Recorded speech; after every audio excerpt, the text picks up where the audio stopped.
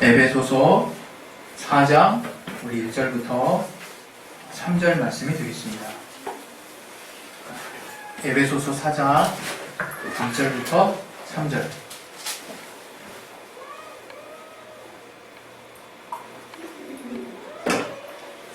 우리 준비되었으면 다 같이 우리 합독하도록 하겠습니다. 시작.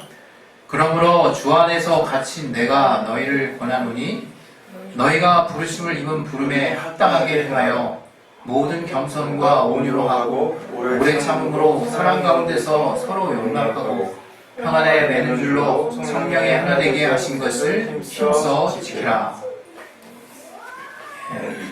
오늘 이 말씀 통해서 하나님이 우리에게 깨닫게 해주시는 말씀을 우리가 들을 수 있도록 또 들을 귀와 마음밭을 허락해달라고 기도하겠습니다. 하나님 아버지, 우리를 목표와 같이 준비시켜 주셔서 하나님 말씀을 30배, 60배, 100배로 결실하시고 그 말씀을 듣고 순종하는 자들에게 도와주시옵소서. 아버지, 들을 길을 허락하여 주셔서 다른 것들에 방해받지 않게 도와주시고 오직 하나님의 말씀을 들을 수 있는 신령을 우리에게 회복하여 주셔서 주의 말씀에 우리가 온전하게 깨달을 수 있도록 역사하여 주시옵소서. 주께 참으로 감사하며 예수 이름으로 기도했습니다. 아멘. 여러분의 삶이 평안하십니까? 네. 이스라엘의 전통적인 인사법은 우리도 아는 바와 같이 샬롬입니다. 샬롬. 네. 평안이 당신과 당신의 가정에 임하기를, 또 당신의 삶에 임하기를. 네, 이 샬롬이 어디서 유래했는지는 우리가 잘 알고 있습니다. 예수께서 제자들에게 명령하셨죠. 예수께서 제자들에게 집집마다 둘 사람씩 짝을 지어서 둘둘씩 가가고 이렇게 복음을 전하도록 명하셨을 때 제자들에게 그랬어요. 어느 집마다 들어가서 평안하기를 명하라고. 평강하기를 명하라고. 그래서 우리 또 목회자분들 중에 저도 그러는데 처음 이제 방문한 집이나 오랜만에 방문한 집에 들어가면요, 먼저 하나님 앞에 정말 이 가정이 평안할 수 있도록 기도합니다. 그래서 그 평강을 우리가 빌었을 때 그 믿음대로 되는 거죠. 그 빈 평안이 그 집에 합당하지 않으면 너희들에게 돌아간다고 그랬어요, 주께서. 그리고 그 집이 그에 합당하면 그 빈 평안이 그 집에 평안이 임한다고 그랬어요. 하나님이 우리에게 평안을 명하신 것은 대단히 의미가 있는 것입니다. 그리고 또 주님께서 또 십자가에 달리시고 돌아가신 후에 사흘 만에 부활하셨을 때, 이 부활하신 사건을 몰랐던 제자들은 온통 그 로마 군병의 두려움에 떨어서 마가의 다락방이라고 우리가 생각하는 곳이죠. 그곳에 모여서 두려움 가운데 함께 모여 있었을 때 예수님께서 호련히 저들 가운데 나타나셨어요. 그래서 너희에게 평강이 있을지어다 이렇게 말씀을 하시죠. 주님이 우리에게 평강을 외치셨을 때 저는 그 평강에 정말 합당한 믿음을 가진 자들은 평안이 임할 수 있다고 믿습니다. 우리가 삶을 살면서 과연 이 평강이라는 것이 무엇일까 생각을 해보면 그것은 사실은 신앙생활하는 사람들이 너무나 분명하게 알아야 되는 그 사실인데요. 예수님이 바로 이 일을 위해서 오셨다는 것을 우리가 알아야 합니다. 다시 말하면 예수님은 하나님과 우리 사이에 죄로 막힌 담을 허물어 버리시고 우리와 하나님 사이를 화목하게 하시기 위해서 오신 분이에요. 그래서 우리는 성경을 통해서 예수님이 대신 제물이 되셨다 하셨을 때 우리를 대신 화목의 제물로 자신을 다 드리셨다는 표현을 우리를 말씀을 통해서 기억하고 있을 것입니다. 하나님이 우리와 하나님 사이를 화목하게 했다는 거예요. 그게 어떤 의미가 있느냐? 우리의 삶에 굉장히 중요한 것이 바로 평안이구나 하는 것들을 우리가 알 수 있는 것입니다. 우리는 때로는 삶을 살다 보면요, 어떤 목표의식이 생겨서 그 목표를 향해서 쫓아가는 것이 어떤 삶의 목적인 것처럼 이렇게 오해할 때가 있어요. 그래서 그 목적을 이루면 뭔가 되는 것처럼. 그러나 신기한 것은 목적을 이뤄도 계속해서 우리는 부족함을 느끼죠. 갈급함을 느끼고 또 다른 목적을 돌아보게 돼요. 물론 이 인간의 끊임없는 도전의 욕구가 우리 인류 문명을 발전시키고 우리를 지금의 이런 뭔가 더 풍성한 삶 가운데로 인도한 부분이 있기 때문에, 그것도 하나님이 또 지으신 부분이기 때문에 그걸 무시할 수는 없어요. 그러나 우리가 삶을 살 때 그런 어떤 성취하는 무언가를 목적으로 해서 사는 삶에 대해서 우리는 한 번쯤 좀 생각을 해봐야 될 필요가 있다고 저는 생각합니다. 정말 우리의 삶을 살 때 하나님이 결국 그 아들을 내어주시기까지, 예수께서 친히 자신의 목숨을 우리를 위해서 정말 내어놓으시기까지 이루시고자 했던 일이 무엇이냐? 그 본질에는 바로 화목과 화평과 평안이라는 단어가 있는 거예요. 우리 성경을 보면 이 화목이라는 단어와 평안이라는 단어와 평화라는 단어가 다르지 않습니다. 같은 의미로 묶여 있어요. 그러나 우리는 뭔가 화목해라, 그리고 평안하자, 마치 평안함은 예수님 안에서의 용어 같고, 평화하자 그러면 막 세상을 이렇게 아우르는 어떤 용어 같고, 그 다음에 뭐 화목하자 그러면 사람끼리 괜히 뭐 이렇게 뭐 사이좋게 지내자 뭐 이런 식의 용어로 구분해서 쓸 수 있기도 하는데, 우리가 이렇게 용도별로 약간씩 어감이 다르게 쓸 수 있는 용어조차도 성경 안에 보면 그냥 히브리어로는 그냥 아까 말했던 샬롬과 같은 그런 용어로, 또 우리가 그닥 이렇게 구분할 수 없는 한 단어로 이렇게 돼 있는 것을 우리가 볼 수 있습니다. 바로 예수님께서 우리에게 하신 가장 큰 업적이 하나님과 우리 사이를 평안하게 했다는 거예요. 평화롭게 했다는 거예요. 화목하게 했다는 거예요. 여러분, 삶을 살 때 평안이 깨진다는 것이 얼마나 위협적인 일인지를 생각해 보셔야 돼요. 우리가 가치로 환산할 수 없는 것들은 때로는요, 너무 쉽게 무시하는 경우가 많아요. 왜? 보이지 않고 측정되지 않고 잘 와닿지 않으니까요. 그러나 모든 문제는 사실 우리 내면에서 나온다는 것은 이제 부인할 수 있는 사람 없을 거예요. 또 이 현대가 누구나 인정하든 안 하든 다들 정신적인 부분에 있어서의 어려움들을 겪고 있는 삶을 사는 사람들이 저는 100%라고 봐요. 그러나 그런 어려운 부분들을 이 현대인의 어떤 인간들이 만들어놓은 문명 안에서의 어떤 도구들이 제대로 해결해 주지 못합니다. 그건 인간이 무능해서가 아니에요. 그걸 해결할 수 있는, 애시당초 그걸 해결할 수 있는 통로가 다른 곳에 있다는 것을 하나님이 우리로 하여금 지혜 가운데 깨닫게 주셨는데도 우리는 여전히 다른 곳을 바라보고 다른 것을 통해서 뭔가 해결받으려고 한다. 그러나 성경은 그렇게 말하고 있지 않아요. 하나님이 바로 우리와 하나님 사이를 화목하게 하셨어요. 그 아들 예수를 통해서. 그래서 이제 하나님이 주실 수 있는 것 중에 저는 가장 막강한 거라고 생각합니다. 바로 하나님의 평안을 우리가 얻을 수 있는 자가 됐다는 거예요. 여러분, 세상을 살면서 우리가 얼마나 지금 이 세상에 요동함을 느낍니까?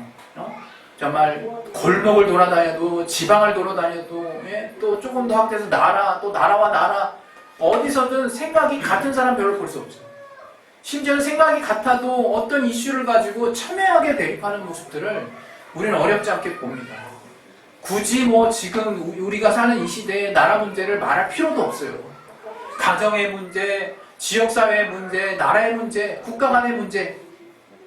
그런데 이 평안의 정의를 보면요, 평안하다 하는 것은 나라마다의 분쟁과 전쟁이 없고, 또 가정 안에서의 또 분쟁과 다툼과 또 어떤 환경으로 인한 가난이랄지 어떤 여러 가지로 인해서 고통스럽지 않고 평온하고 뭔가 좋은 상태, 이렇게 정의 내려져 있더라고요. 그게 저는 정말 제가 이미 국어사전에 명의된 걸 제가 지지한다고 하고 지지하지 않는다고 해서 맞다 틀리다 그렇게 말하고 자체가 웃기지만 정말 맞는 말이라 이거예요.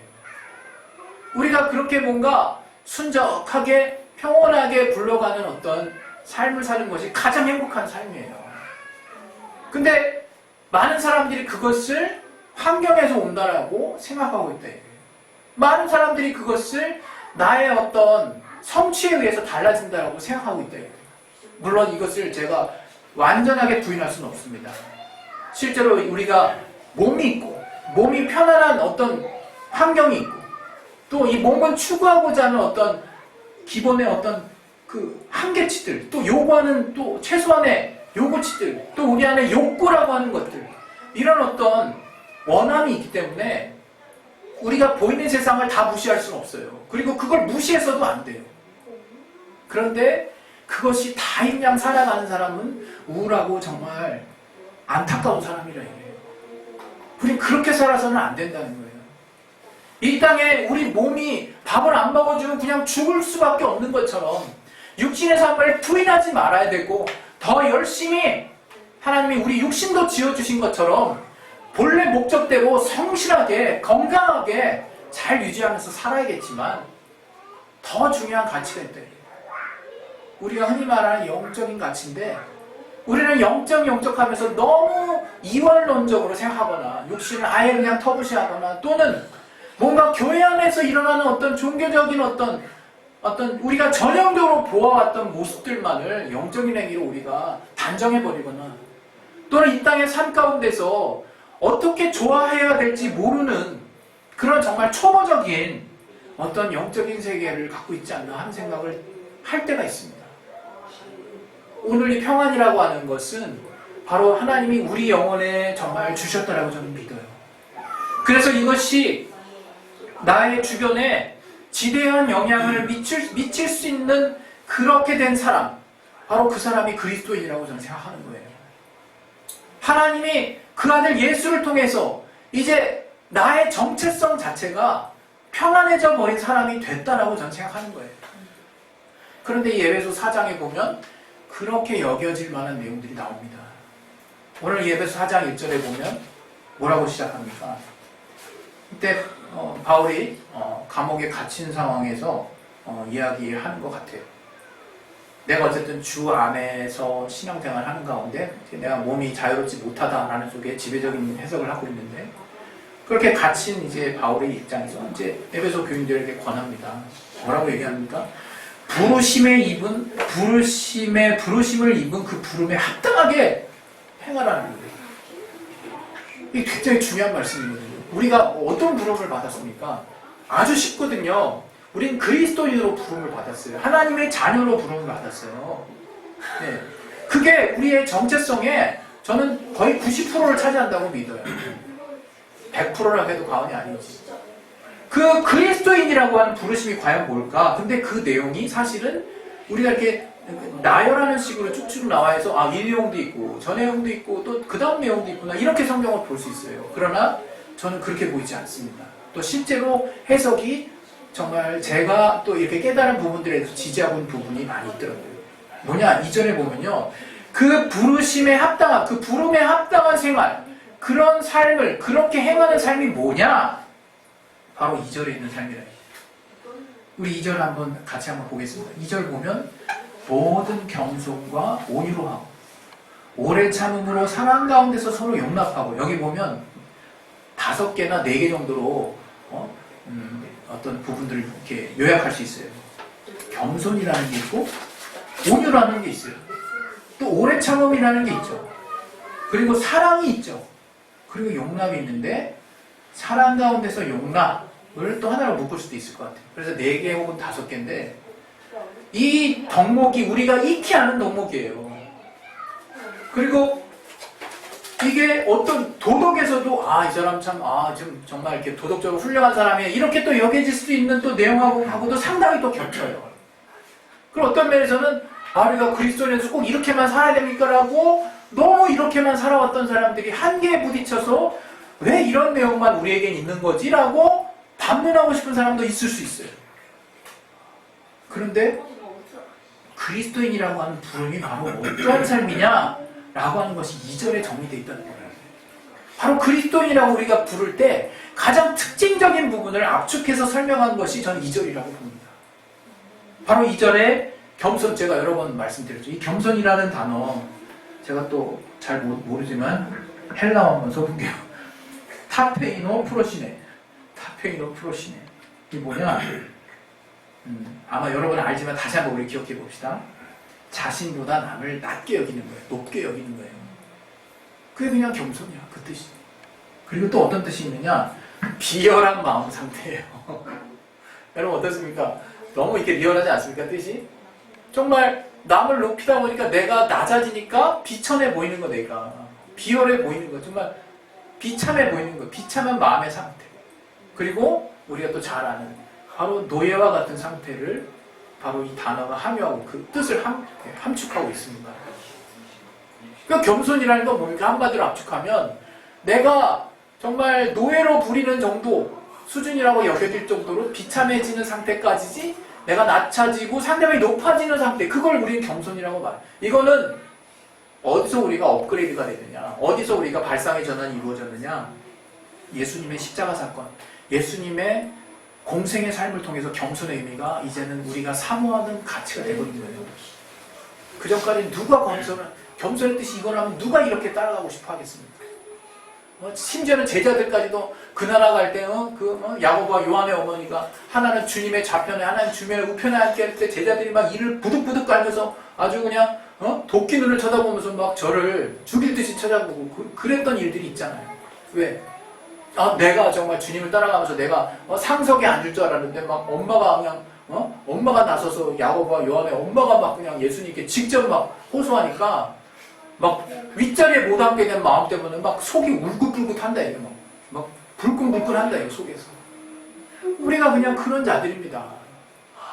그런데 베드로에게 네가 나를 쫓아가거든, 정말 이제 신을 마지막에는 정말 비참한 모습으로 정말 나를 쫓아올 거라고 얘기를 하진 않나. 실제로 제자들, 주님을 따랐던 제자들의 삶이 승리해가지고 그냥 윗자리에 상석에 앉아있는 모습들이 우리가 상징처럼 보입니까? 아니죠. 우리가 존경할 만한 그리스도는 다 어떻게 보면 다 정말 밑에서 뭔가 섬기는 삶을 살았죠. 우리는 존경하고 쫓는다고 하지만 그런 삶 진짜 살고 싶지 않은 마음이 우리 안에 불현듯 막 들잖아요. 그런데 바로 이게 그리스도인의 부름이라고 한다면 우리는 어떻게 이걸 해석해야 될까? 그리고 그 다음에 또 뭡니까? 온유. 온유라고 하는 단어에는 칼비니스트가 들어있대요. 젠틀이 들어있대요. 또 온유라고 하는 말에는 관대함이 들어있대요. 친절함이 들어있대요. 그리고 정말 용납하며 대하는 모습이 온유함이라는 거예요. 우리는 모세에 대해서 하나님이 말씀하신 게 기억나죠. 저가 그 세상에 어떤 사람보다 그 온유함이 승해서 높아서 정말 주님은 모세 보고 나의 친구라 그랬거든요. 저가 온유함이 정말 큰 친구라 그랬거든요. 그리고 온유한 자는 땅을 기업으로 얻는다고 또 주님이 말씀하셨어요. 땅이 뭘 의미하는 겁니까? 그냥 토지를 말하는 겁니까? 이 땅에서의 삶을 말하는 거겠죠. 이 땅에서 이루어지는 모든 것들을 얻는 자가, 온유한 자가 얻는다는 거예요. 그게 그리스도인의 삶이거든요. 그리고 이제 오래 참음. 오래 참음 제가 여러 번 설교 가운데 말씀드렸습니다. 불의에 승복하는 게 아니에요. 그게 아니라 하나님이 옳다고 여기시는 가치를 내가 끝까지 포기하지 않으면서 내가 붙들고 있는 거예요. 그러나 참아야 되는 거죠. 내가 찍어 누르는 게 아니라 그 가치를 내가 지키기 위해서 계속된 어떤 인내를 하는 것들, 이런 것들을 지금 오래 참음이라고 얘기한다고. 또 마지막에 뭡니까? 사랑으로 서로 용납해주는, 사랑으로. 이제는 사랑하는 거에 더해서 사랑의 저는 최종 버전이 뭐라고 생각하냐면, 저는 사랑의 최종 버전이 용서라고 생각합니다. 사랑할 때 보통은 이제 정말 이렇게 품어주고 이렇게 서로 이렇게 아껴주고 이런 것만 우리가 생각할 수 있는데, 그 사랑의 마지막 종착역은 용서라고 생각해요. 나를 정말 해한 자, 나에게 정말 억울한 일들을 해한 자에 대해서 내가 과연 하나님의 정말 국률하심을 가지고 저를 용납하고 용서할 수 있을까? 그것은 저가 불의한 일에 대해서 내가 같이 불의한 입장에 서겠다는 의미가 아니라, 정말 주님이 이런 나를 위해서 십자가를 지시고 돌아가신 것처럼 내가 하나님을 닮은, 하나님께서 나오는, 하나님께로부터 나온 하나님의 자녀라는 천국의 시민권을 가진 하나님의 성품을 닮은 자라면 나는 능히 이러한 자를 용납할 마음을 쓰겠다 하는 어떤 결연한 주님 안에서의 정말 의지라고 생각하거든요. 이러한 것들 사실 세상에 없는 가치들이에요. 어떤 면에서 세상에 없는 가치이기 때문에 가끔씩 이런 일들을 행하는 사람들 볼 때 우리는 우러러 보이고 저들이 존경스럽고 토픽에 나오고 가끔은 정말 이렇게 신문에 나는 경우들을 볼 수가 있습니다. 그런데 이게 어떻게 보면 그리스도의 너무나 마땅한 정체성이라고 지금 설명하고 있는 거예요. 부름에 합당. 근데 여러분 이제 여기서 이제 비결이 나오는 것입니다. 오늘 제목이 뭡니까? 오늘 저기 제목을 제가 평안의 비결이라고 정의했어요. 여러분 이 일을 하는 사람이 어떻게 되는 걸까요? 억울해지는 걸까요? 속이 뒤집어지는 걸까요? 늘 본전 생각만 나는 삶을 사는 걸까요? 그게 아니라고 지금 말하고 있는 거예요. 이 3절에 보면 서로 용납하고 하다며 곧바로 3절에 평안에 매는 줄 너라고 뜬금없이 쭉 나와버려요. 이건 신앙을 경험하지 않은 사람은 이어갈 수 없습니다. 바로 그리스도인으로서 합당한 부름에 맞는 서로 용납하는 거, 또 정말 또 우리가 긍휼을 가지고 사랑하고 인내하고 또 정말 다른 사람에 대해서 겸손하고 온유한 이런 마치 무슨 도덕심 강조하는 사람을 사람 같은 내가 내공이 뭔가 있어야만 할 것 같은 이런 일들이 지금 성경은 그리스도인의 마땅한 부름이라고 얘기하고 그게 그리스도인의 정체성이라고 얘기하고 있는 것이고 그러한 삶을 사는 자가 평안이라고 하는 막강한 무기를 가질 수 있다는 걸 사실 지금 이야기하고 있는 거예요.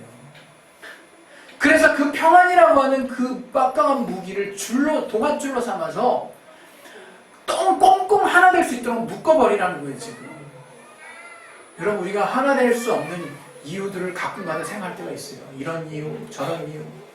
근데 이런 이유, 저런 이유를 잘 생각해보면 그거는 서로가 의견이 맞지 않는 내용들이거든요. 잘 보면. 분란이 일어나는 내용들. 이 부분에 대해서 생각이 다른 것들. 근데 그리스도인으로서 지금 앞서 말한 그 정체성에 속한, 부름에 속하는 그러한 삶이 내게 이루어지기, 성령을 통해서 이루어지기 시작하는 사람은 평안하지 말라고 해도 평안합니다. 평안할 수밖에 없어요.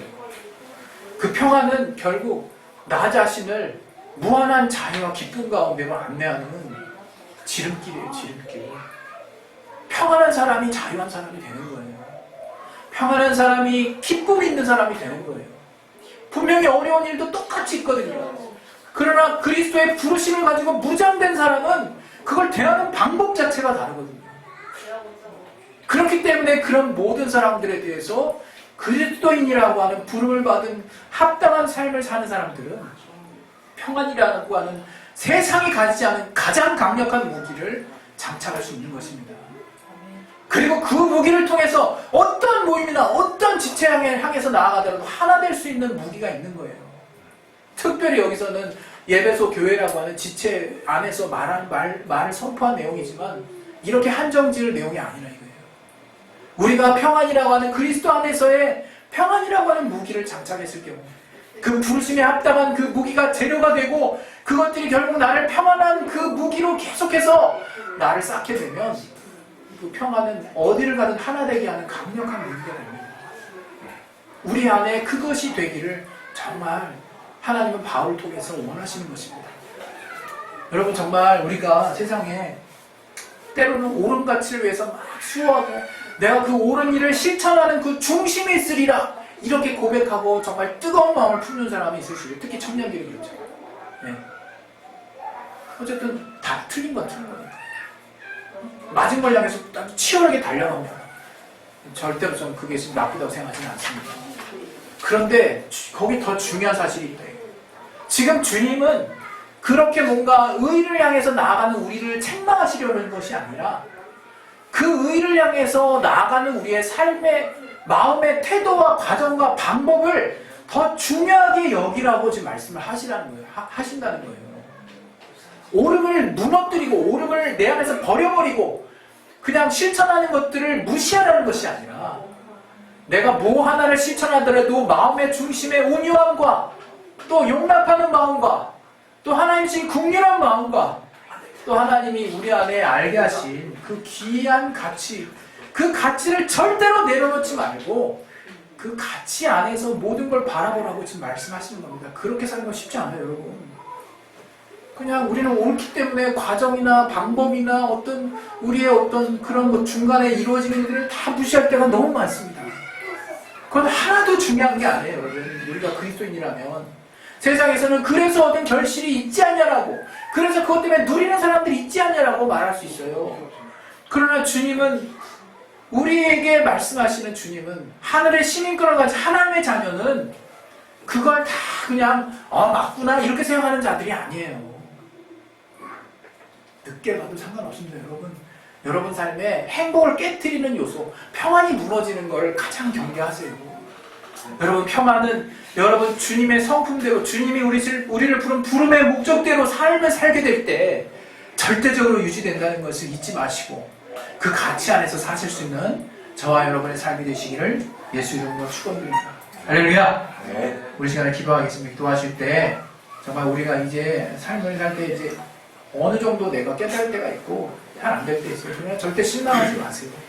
지금 주님이 요구하시는 그리스도인의 성품은 뭐 완성된 버전을 우리에게 주님이 애시당초 요구하시는 것도 아니고, 성령의 힘을 통해서 정말 그 도움을 통해서 가능한 삶을, 이런 어떤 우리 세상에서 도덕이라고 말할 수 있는 성품들이 있는 이런 삶을 우리가 살아나가게 될 때, 성령께 그때그때 순종함으로 살아나가게 될 때, 우리에게는 세상에서 줄 수 없는 깊은 평안이 우리에게 거할 수 있다는 것, 거한다는 것을 아셔서, 그 평안은 결국 우리가 어디를 가든 모두가 화목하게 하는, 하나 되게 하는 능력이 있는 그러한 존재로 우리를 만든다는 것을 기억하셔서 우리가 그러한 삶을 살 수 있는 자가 될 수 있도록 하나님 도와달라고, 이 시간에 예수의 한번 기도하겠습니다. 예수여! 하나님